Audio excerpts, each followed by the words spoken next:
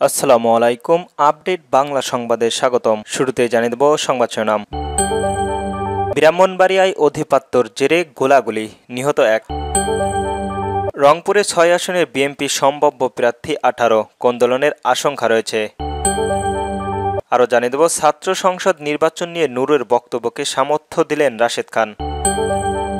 সর্বশেষ জানিয়ে দেব যে কারণে বিএনপি ও জামাতের দূরত্ব বাড়ছে।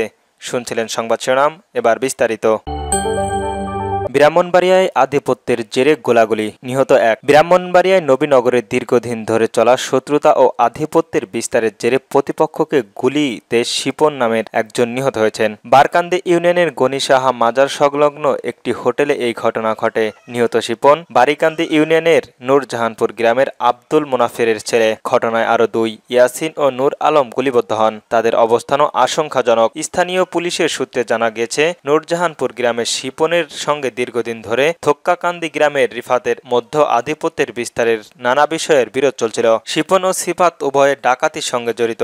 পূর্ব বিরোধিতার জোরে শিপন গনি সাহা মাজারের পাশে একটি হোটেলে খাবার খাচ্ছিলেন। তখন সিফাত তাকে লক্ষ্য করে গুলি চালায়। ঘটনায় শিপন ও হোটেল কর্মচারী সহ ৩ জন গুলিবদ্ধ হন। পরে তাদের নবীনগর উপজেলায় স্বাস্থ্য কমপ্লেক্সে নেওয়া হয় এবং উন্নত চিকিৎসার জন্য ঢাকা পাঠানো হয়। সেখানে চিকিৎসাধীন অবস্থায় শিপনের মৃত্যু হয়। নবীনগর থানার ওসি মোহাম্মদ শাহিদুল ইসলাম জানান, ধারণা করা হচ্ছে ডাকাতির ভাগবাটোয়ারাকে কেন্দ্র করে এই ঘটনা ঘটে। গুলিবদ্ধর বাকি দুই অবস্থানও আশঙ্কাজনক। অভিযুক্ত রিফাতকে গ্রেপ্তারের পুলিশের অভিযান চালাচ্ছে। রংপুরের ৬ আসনে বিএনপির সম্ভাব্য প্রার্থীর ১৮ কোন্দলের আশঙ্কা রয়েছে। জাতীয় সংসদ নির্বাচনকে সামনে রেখে রংপুরের ৬টি আসনের বিএনপির প্রার্থীরা প্রচারে নেমেছে। একটি আসনে বিএনপির একাধিক নেতা নির্বাচনে মাঠে থাকায় নেতাকর্মী ও সাধারণ মানুষ কিছুটা বিভ্রান্তিতে রয়েছেন। দলীয় নেতাকর্মীদের মাঝে বিভাজন তৈরি হচ্ছে।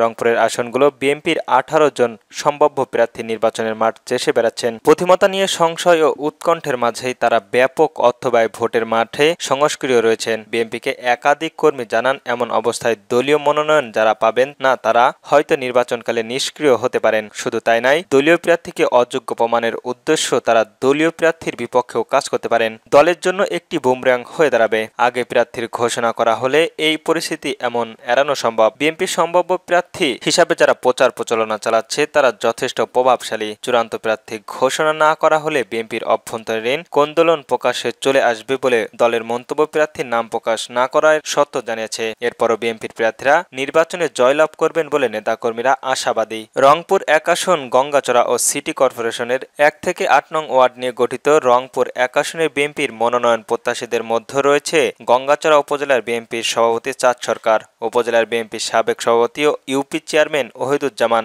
মাহবুব ও বহিষ্কৃত নেতা ও সাবেক উপজেলা চেয়ারম্যান মোরকা হোসেন সুজন। ছাত্র সংসদের নির্বাচন নিয়ে নূরের বক্তব্যকে সমর্থন করে যা বললেন রাশেদ। ছাত্র সংসদ নির্বাচন নিয়ে নুরুল হক নূরের বক্তব্যের প্রতি সমর্থন জানিয়েছেন গণ অধিকার পরিষদের সাধারণ সম্পাদক রাশেদ খান। ব্যক্তিগত ফেসবুক অ্যাকাউন্টে তিনি বলেছেন, ছাত্র সংসদ নির্বাচন নিয়ে নুরুল হক নূরু যে কথা বলেছেন আমি তার বক্তব্যের শতভাগ সমর্থন করি। তিনি বাস্তবতা তুলে ধরেছেন। যেভাবে গ্রামগঞ্জে ৫০০ থেকে ১,০০০ টাকায় ভোট বিক্রি হয়, তেমনি বিশ্ববিদ্যালয় পর্যায়ে যদি ওয়েলফেয়ার পলিটিক্সের মাধ্যমে শিক্ষার্থীদের বিভ্রান্ত করা হয় তাহলে রাষ্ট্রের গুণগত পরিবর্তন সম্ভব নয়। রাশেদ আরো বলেন, নুরুল হক নূরু যথার্থ প্রশ্ন তুলেছেন।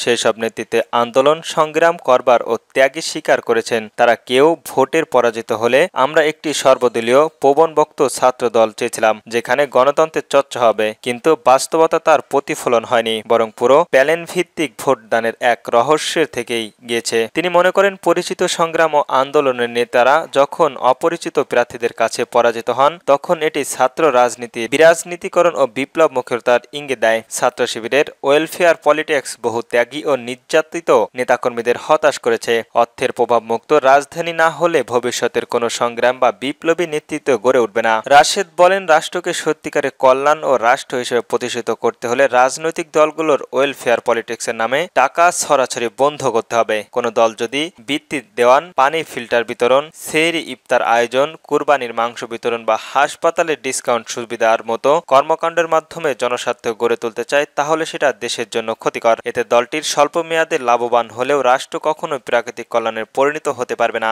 তিনি আরো বলেন, জামাত ইসলাম যদি সত্যি কল্যাণ রাষ্ট্র গঠনের পক্ষে থাকে তবে তাদের উচিত হবে দান খয়রাতি নির্ভর ওয়েলফেয়ারিং পলিটিক্স বাদ দিয়ে একটি সুষ্ঠু রাজনৈতিক নীতিমালা গ্রহণ করা। অর্থের প্রভাব নয়, আদর্শ ও নৈতিক ভিত্তির রাষ্ট্রনীতি গড়ে তুলতে হবে। রাশেদের ভাষায়, আমার কাছ থেকে অর্থ সিটিকে রাজনীতি করার মানসিকতা নেই। যার অর্থ দিয়ে ভোটারদেরকে প্রভাবিত করেছে তাদের প্রভাব ও আদর্শনিকতার রাজনীতির প্রভাব কখনোই সমান হতে পারে না। ওয়েলফেয়ারের নামে অর্থ ছড়ানোর রাজনীতির আসলে মানুষের নৈতিকতা ধ্বংস করছে। এর প্রবণতা বন্ধ না হলে রাজনীতি পরাজিত হবে, জয়ী হবে অর্থ।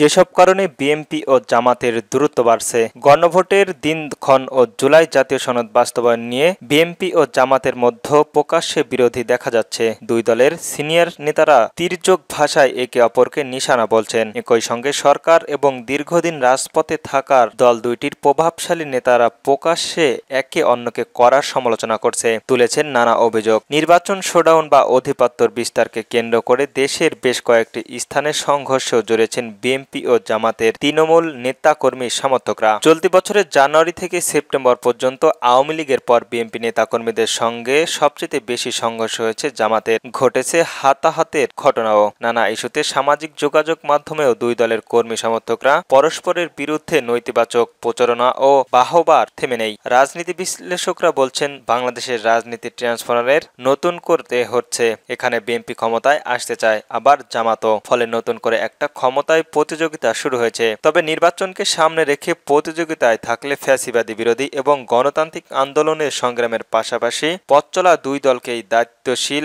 আচরণের পরামর্শ দিয়েছেন তারা। জানতে চাইলে ঢাকা বিশ্ববিদ্যালয়ের রাষ্ট্রবিজ্ঞান বিভাগের অধ্যাপক মোহাম্মদ আইনুল ইসলাম যুগান্তরকে বলেন, আওয়ামী লীগের অনুপস্থিতিতে একটি বড় পার্টি নতুন করে বাংলাদেশকে রাজনীতিতে রিয়াকশন করতে চাচ্ছে। বাংলাদেশের রাজনীতি থেকে ট্রান্সফরমেশনের একটা নতুন করে হচ্ছে। এটা রূপান্তরকে দেখা যাচ্ছে। এখানে বিএনপি ক্ষমতায় আসতে চায়, আবার জামাতও ক্ষমতায় আসতে চায়। আগের যে ক্যালকুলেশন জামাত ও বিএনপি মিলে অন্য একটা বড় দলের সঙ্গে ফাইট করা, সেই অবস্থান এখন নেই। ফলে ইন্টারন্যাশনালি এখন নতুন একটা ক্ষমতার প্রতিযোগিতা শুরু হয়েছে।